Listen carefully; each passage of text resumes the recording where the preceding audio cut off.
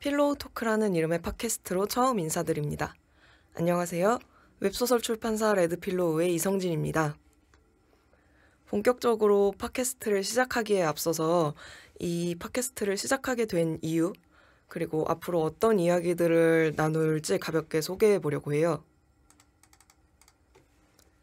평소에는 늘 사람을 앞에 두고 이야기를 했는데 혼자서 떠들려니까 영 어색하고 또 좀 긴장이 됩니다. 먼저 팟캐스트 이름의 유래와 시작하게 된 이유를 말씀드리는 게 좋을 것 같은데요. 팟캐스트 이름을 필로우 토크라고 지은데 대단한 이유는 없고요. 출판사 이름이 레드필로우다 보니까 뭔가 연관이 되면 좋겠다 싶었고, 출판사에서 주로 다루는 게 현대 로맨스와 BL 장르인데 그 두 장르가 기본적으로 사랑 이야기잖아요. 자기 전에 조용히 들을 수 있으면 좋겠다고 생각했습니다. 그렇게 필로우 토크로 하게 되었어요. 좀 잘 지은 것 같은데 괜찮죠? 아니어도 어쩔 수 없습니다. 그냥 필로우 토크로 시작을 했으니까. 그리고 팟캐스트를 시작한 이유.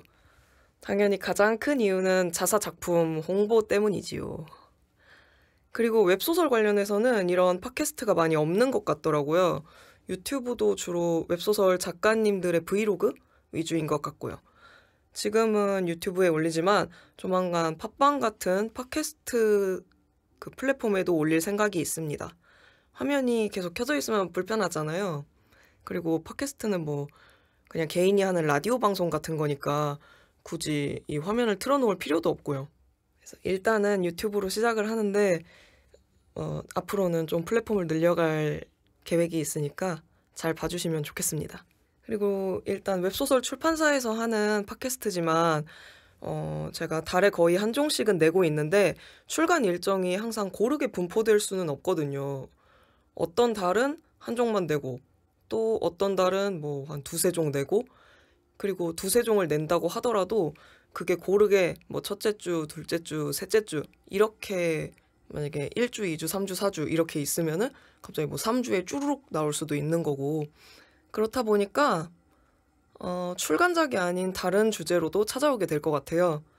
일단 오늘은 12월 5일에 리디에서 출간되는 낯선잠 작가님의 부적격 베타를 소개해 보도록 하겠습니다. 작품 소개를 팟캐스트로 해야겠다라고 생각한 이유 중 하나는 바로 맥락 전달인데요.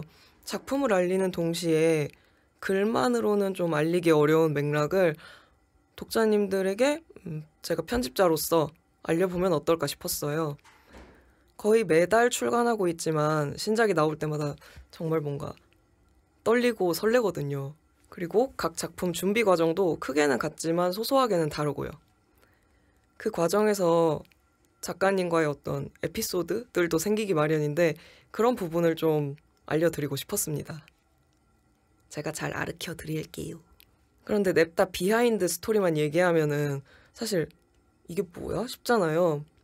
그래서 작품을 어느 정도 제가 소개하는 시간을 가져보면 좋을 것 같아요. 제가 급하게 코너 이름도 짰거든요. 이 팟캐스트 이름도 급하게 짰는데 코너 이름도 그냥 막 짰어요. 이름하여 반의 반의 반. 이건 리디에서 좀 영감을 받은 제목인데요. 리디에서 3권 이상 볼륨의 단행본이 참여했을 때 좋은 반응, 그러니까 독자들한테 좋은 반응을 얻는 프로모션 중 하나가 1권 무료거든요. 약간 어떻게 설명하면 좋을까요?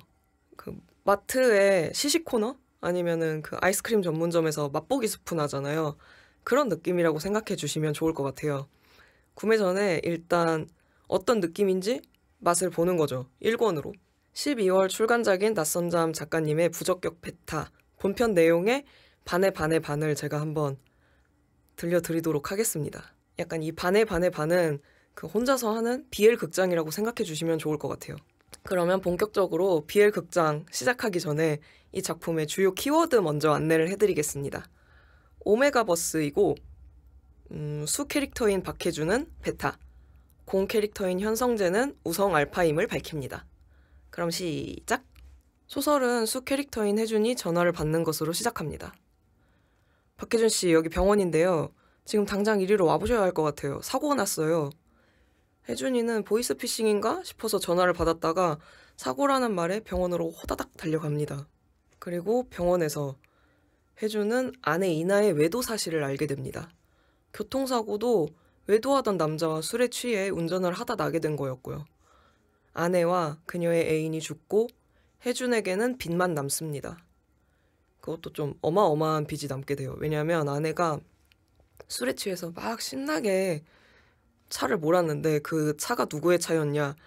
이 외도한 남자가 있을 거 아니에요.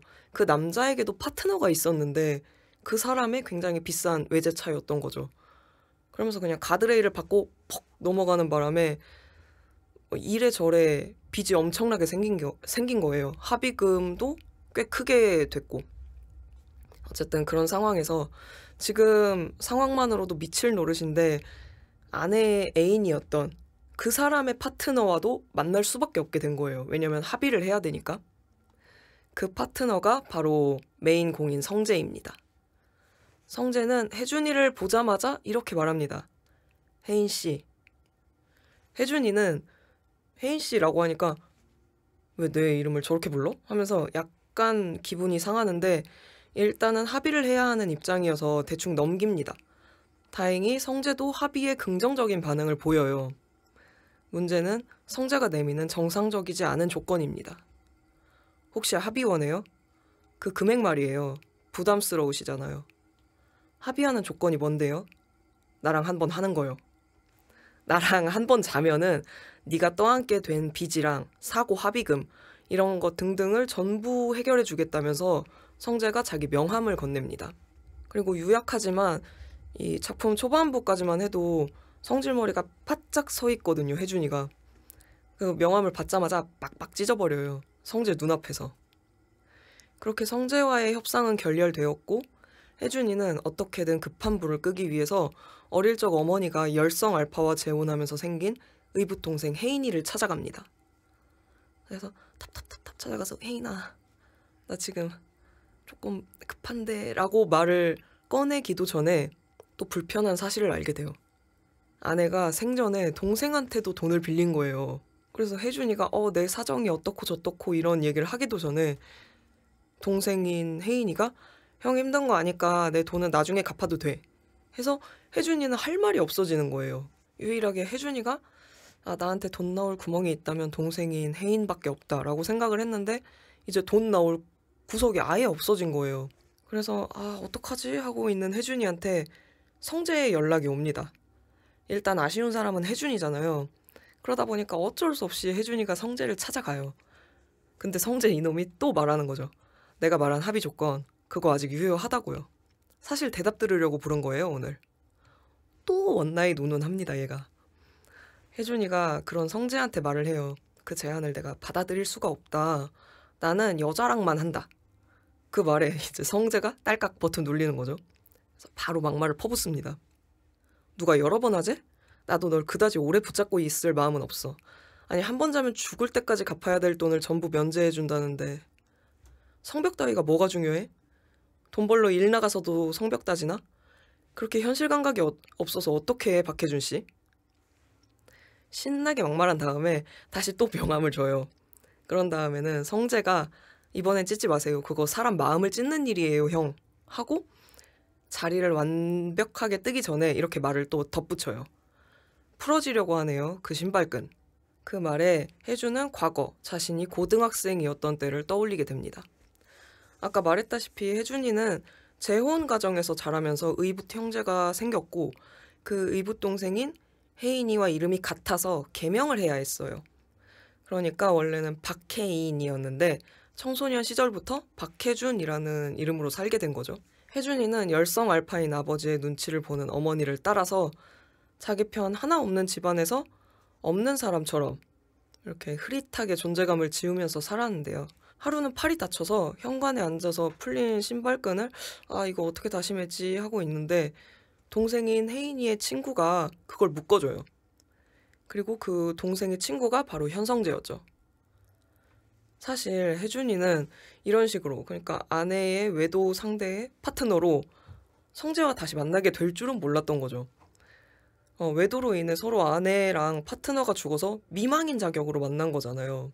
그 혜준이의 성격 그리고 자라온 배경을 생각했을 때 그냥 친구 동생이 아니라 동생 친구랑 마주하는 게 별로 그렇게 달갑지 않았을 거예요. 근데 동생 친구인 성재가 계속 한 번 자면 합의를 해주니 많이 하는 상황이니까 불편한 마음도 이해는 돼요. 어떻게 보면 오메가버스라는 키워드 아래서 전개되고 있잖아요, 이게. 그렇기 때문에 혜준이의 선택은 의아할 정도예요, 사실. 너무 원나잇을 피하는 게.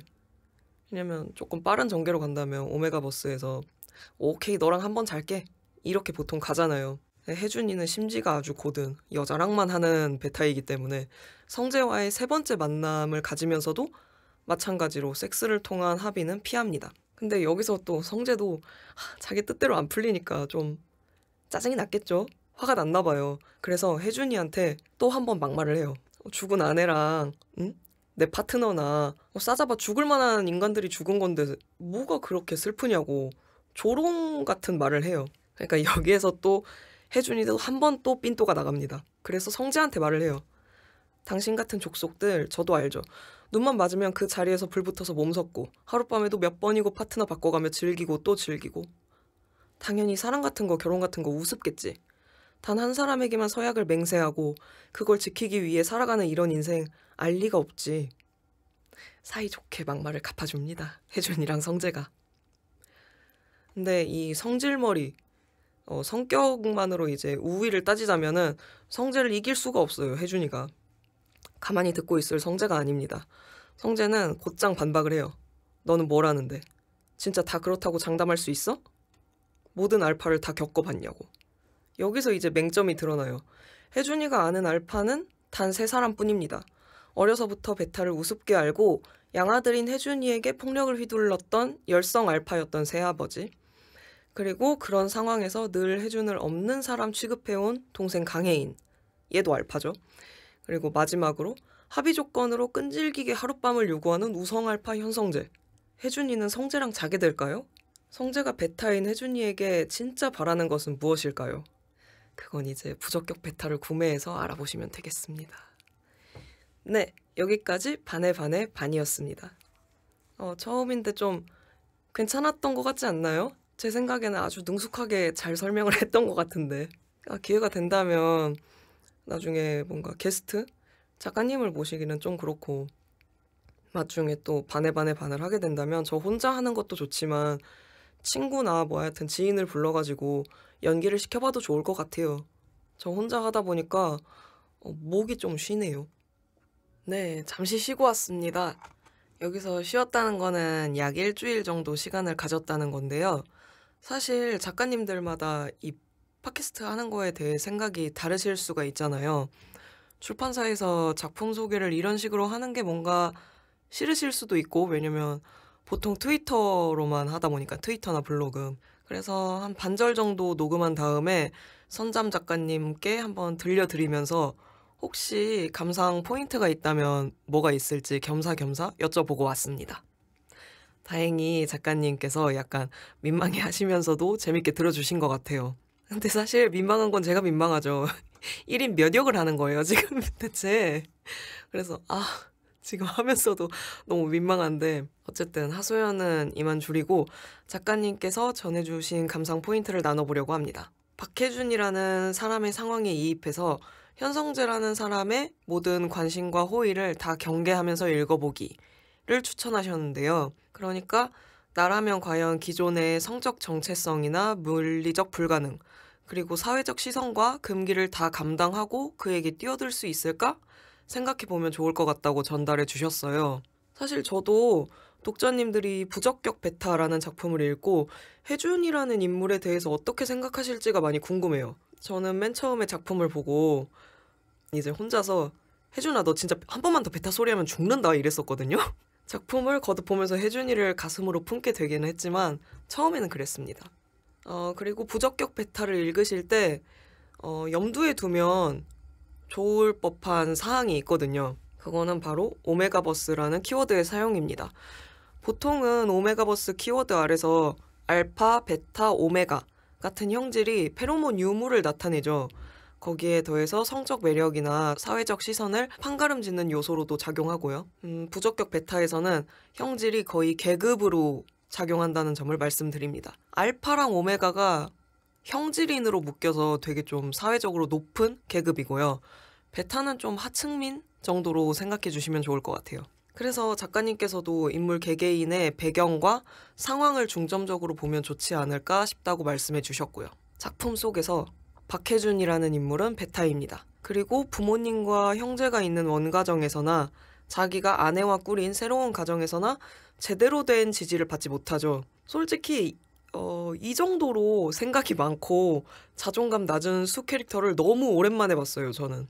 제가 작품 속 혜준이었더라면 어땠을까 방송 녹음을 하면서 한번 생각을 해봤는데 이게 사람마다 다 다르겠지만 저는 그냥 제가 혜준이었다면 성재가 원나잇 요구했을 때 오케이 그랬을 것 같아요. 좀 어이없고 가벼운 답이라고 생각하기는 하는데 그거 말고는 지금 답이 없는 상황이라. 그리고 대가성으로 그렇게 자고 난 뒤에는 사활을 걸고 성재를 피했을 것 같습니다. 미치지 않고서야 또 그리고 혜준이 성격을 생각을 해봤을 때 동생 친구랑 그렇게 하룻밤을 보낸 다음에 아무렇지 않게 마주하기가 쉽지 않잖아요. 그래도 그렇게 자고 난 뒤에도 시간이 흐른 뒤에는 성재에 대한 평가를 달리하게 되었을 것 같아요.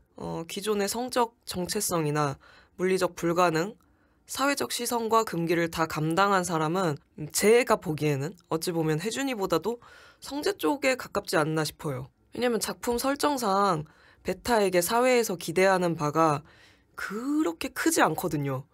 오히려 우성알파에게 훨씬 제약이 많다고 해야 할까요? 생각해보면은 사람들이 어떤 일을 하기에 앞서서 약간 머뭇거리게 되는 이유가 주변에서 어떤 면에서든지 간에 기대를 하기 때문인 것 같기도 해요.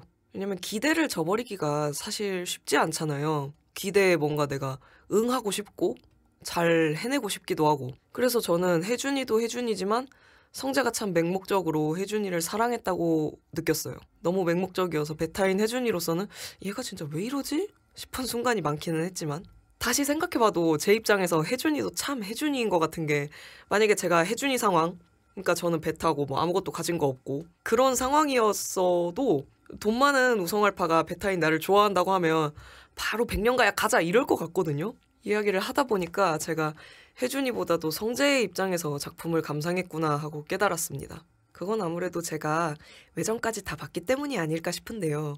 부적격 베타 외전은 성재 시점으로 전개되는 내용이 많이 나오거든요. 기대해 주셔도 좋습니다. 네, 이 정도로 첫 방송을 마쳐볼까 해요. 이 이상 제가 방송을 이끌어 나가기가 너무 힘들어요. 왜냐면 전 혼자니까. 네, 길다면 길고 짧다면 짧은 첫 녹음을 마치기 전에 첫 화의 소제목인 모든 게 완벽하게 준비된 세상은 없다 라는 문구에 대해서 말해보려고 합니다. 원래 한 몇 달 전부터 팟캐스트 형식으로 작품 홍보를 해봐야지 하고 계속 생각은 하고 있었는데 끝없이 미뤘거든요. 한 약 100일을 미뤄온 거죠. 처음부터 잘할 수는 없는 노릇인데 참. 원래는 낯선잠 작가님의 전작이었던 다방유정이라는 작품 속에 한마담이라는 인물의 대사를 보면서 팟캐스트를 계획했었거든요. 근데 자꾸 미루게 되더라고요. 그러다가 작품 안에서, 그러니까 여기서 말하는 작품은 부적격 베타. 부적격 베타에서 모든 게 완벽하게 준비된 세상은 없다라는 문구를 보고 바로 녹음 일정을 잡게 되었답니다. 벌써 12월인데 한 해 계획 다 잘 이행하셨을까요? 저는 꼭 한 해를 시작하기 전에 그 뭐 만다라트 아세요? 9개인가? 뭐 목표를 세워가지고 이제 그거에 대해서 내가 어떻게 해나가면 좋을지 9개의 계획을 세우는 거거든요. 그런 거를 꼭 짜거든요. 그중에서 저 반도 못 이룬 것 같아요. 원래 제 가장 큰 신년 목표 중 하나가 독서. 책을 난 올해 60권 읽어야지? 이랬었거든요. 근데 제가 어플로 북적북적이라는 어플로 기록을 하면서 보니까 35권밖에 못 읽은 거예요. 한 반타작 해가지고 이거 내년에는 좀 줄여야 되나 싶기도 한데 어쨌든 저는 이렇게 계획 이행을 잘 못했거든요. 이제 한 달 뒤면은 26년이니까 25년에 망설이면서 못한 일이 있다면 일단 해보시는 것을 추천합니다. 모든 게 완벽하게 준비된 세상은 없으니까요. 그럼 나중에 또 만나뵙기를 기대하며 이만 인사드립니다. 감기 조심하시고 다음에 또 봬요. 안녕.